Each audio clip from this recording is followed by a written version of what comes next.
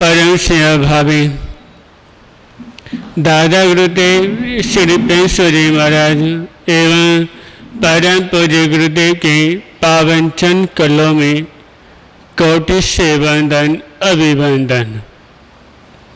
उपस्थित धर्म प्रियों, आज आपके समक्ष दया धर्म का मूल्य पाप अभिमान। धर्म प्रियों, दया कहाँ होती है? दया किसको कहा जाता है?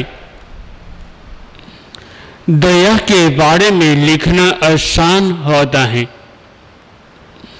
दया के बारे में दूसरों को बताना आसान काम होता है, दया के बारे में सुनना भी आसान होता है, पर दया करना बड़ा मुश्किल होता है।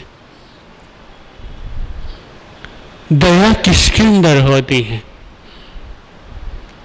जो हर व्यक्ति को एक ही सम्मान से, एक ही दृष्टि से, जो सभी को जो देखता है उसी के अंदर दया होती है। जो दूसरों के साथ अच्छा व्यवहार करता है उसके अंदर दया होती है। जिस व्यक्ति के अंदर जो सोचता है कि जैसे मेरी आत्मा है, जैसा मेरा शरीर है, तो वैसे ही सामने वाले के भी आत्मा है। और दया कहाँ रहती है? जहाँ धर्म होता है, क्योंकि दया धर्म दोनों एक साथ मिलके चलते हैं। जिस व्यक्ति के अंदर धर्म है तो उसके अंदर ये दया है, जिसके अंदर धर्म है तो उसके अंदर दया भी नहीं। और एक बार 24वें अवतार समन भगवान महावीर के समक्ष एक व्यक्ति ने प्रश्न किया, भंते दया कहाँ पे रहती है? तो उन्होंने 24वें अवतार समन भगवान महावीर स्वामी ने कहा, जहां दया होती है तो वहीं पे धर्म होता है, जहां धर्म नहीं तो वहां पे दया नहीं होती। और जिसके व्यक्ति के अंदर अभिमान तो उसके अंदर पाप होता है। इसलिए कहा गया है कि जहां धर्म मां दया, और जहां अभिमान वहां पे पाप होता है। क्योंकि जिस व्यक्ति के अंदर अभिमान जुड़ा होता है वो हमें इसके अंदर क्या पाप करने के विचार आते हैं। क्योंकि अभिमान व्यक्ति को कभी झुकने नहीं देता। एक अभिमान व्यक्ति कभी धर्म करने नहीं देता। अभिमान कभी व्यक्ति को पुण्य के कार्य नहीं करने देता। एक अभिमान व्यक्ति कभी ना दान करने सिखाता है, ना झुकना सिखाता है, ना दूसरों के साथ कैसे प्रेम के साथ मिलकर चलना है, दूसरों के साथ कैसे रहना है, ये कभी अभिमान नहीं सिखाता। क्योंकि अभिमान केवल पाप करना सिखाता है और कुछ भी नहीं। और जिसके अंदर अभिमान और पाप भरा होता है उसके अंदर कभी धर्म नहीं हो सकता। जो व्यक्ति के अंदर धर्म नहीं तो उसके अंदर दया कहां से आ गई? बिल्कुल भी नहीं आ सकती। अब जो व्यक्ति दया नहीं करना चाहता और दूसरों का नुकसान कैसे पहुंचाता है। एक बार एक संत इसे दया के बारे में बता रहे थे कि व्यक्ति को दूसरों के ऊपर दया कैसे करनी चाहिए। तो उन्होंने अपने प्रवचन में बताया कि अब मान लो तुम कहीं आ रहे हो, जा रहे हो, तुम्हें कोई रास्ते में दुखी व्यक्ति मिले कि सेवा करना, का सहयोग बनना, उनका सहारा बनना, ये जो व्यक्ति जो करता है उसको क्या दया का एक पुण्य का लाभ प्राप्त होता है। और जो सभा में एक अभिमान कार्य व्यक्ति बैठा हुआ था, जब उसने उस संजय जब दया के बारे में सुना तो उसे सोचा क्यों ना मैं दया करता हूं।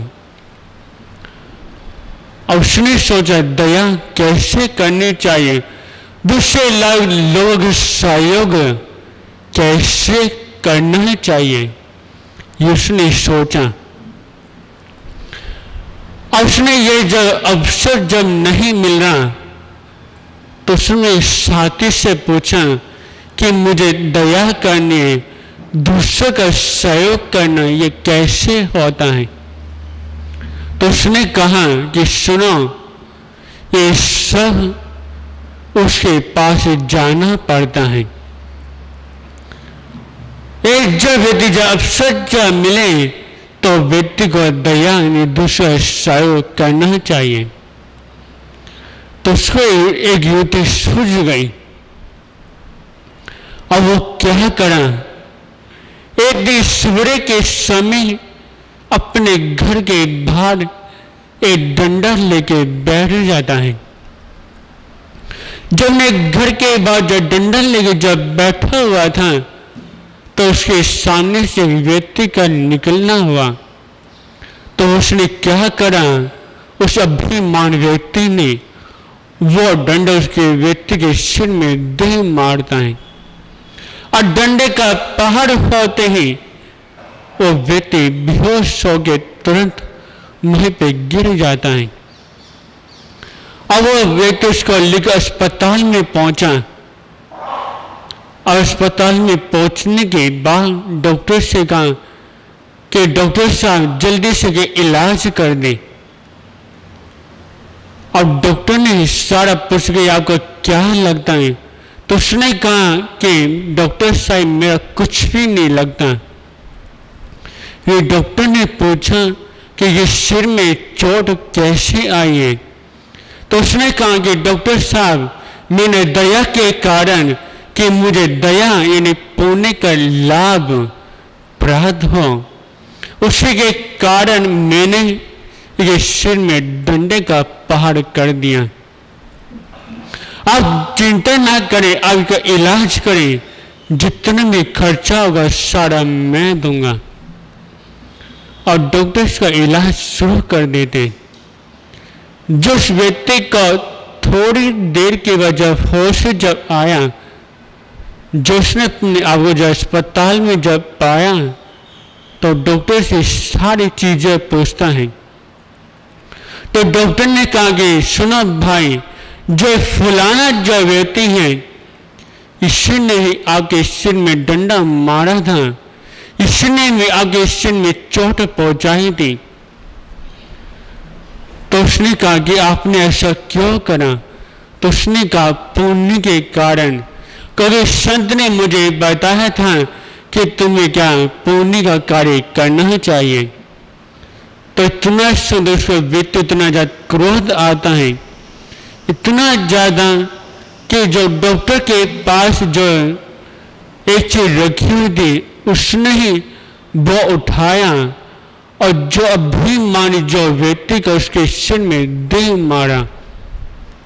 तो उसने भी कहा कि डॉक्टर साहब अब मुझे भी कुछ पुण्य का लाभ मिलना चाहिए, अब इसका इलाज करें। अब जितना भी खर्चा होगा सारा मैं दूंगा। ये ऐसे दया का काम नहीं होता कि पहले दूसरों को चोट पहुंचाओ, दूसरों का परेशान करो, दूसरों के दिल में दुख करो, दूसरों का दिल, और फिर कहें कि मुझे पुण्य कार्य मिले, तो ये कभी नहीं हो सकता। एक कोई धर्म करने का कोई नहीं होता। कोई धर्म ने सिखाया है क्या? हिंसा परो धर्म। पहले व्यक्ति को हिंसा को खत्म करना पड़ेगा, अपने अंदर हिंसा को अपनाना होगा, तभी व्यक्ति दया का लाभ तभी ले सकता है। तो इसलिए आज सभी से कहना चाहता हूँ, अधिक चाहते हो कि हम दया का लाभ उठाएं, तो पहले धर्म का मूल्य को समझें। धर्म का मूल्य दया और पाप का अभिमान, पाप का यानी मूल अभिमान, अभिमान को त्यागे और धर्म को अपनाए, तब यह दूसरों के परमेश्वर क्या दया का भर के हमेशा दूसरों के काम आए। तो आज इतना ही। ओम शांति।